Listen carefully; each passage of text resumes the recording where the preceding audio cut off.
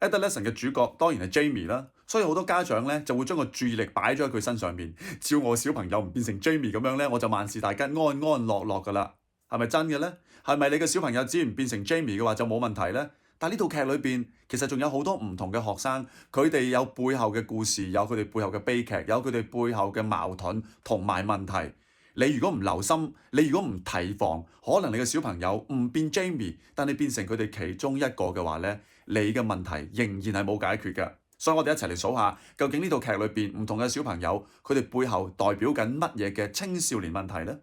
究竟從套戲入面咧，Jamie 呢個角色令我哋睇到年青人有啲咩獨特嘅成長需要咧？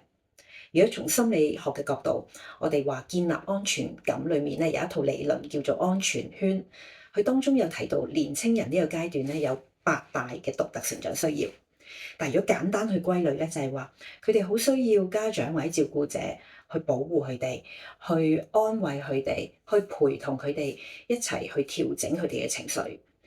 但係最重要有一樣嘢，無論喺戲入面或者喺戲外面，我哋都容易忽略嘅就係呢個階段年青人好需要家長或者照顧者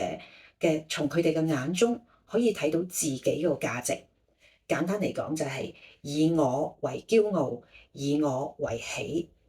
無論係佢哋有成就做得好嗰陣，你會以佢為驕傲，你會好高興；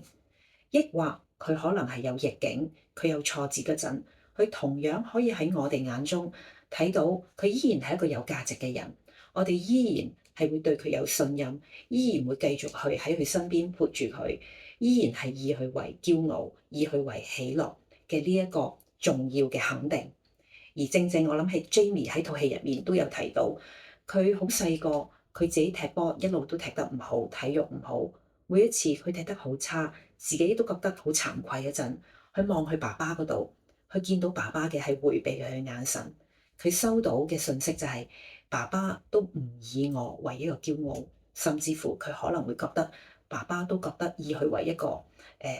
好羞愧一個恥辱。原來可以仔女喺我哋嘅眼中睇到我哋對佢嘅肯定，呢一個需要，原來一路都會好影響一個年青人，佢可以建立到佢嘅安全感，建立到佢嘅自我價值，而從而令佢可以有有自信地、安全地去探索個世界，調整嘅情緒，呢一樣嘢係非常非常重要嘅。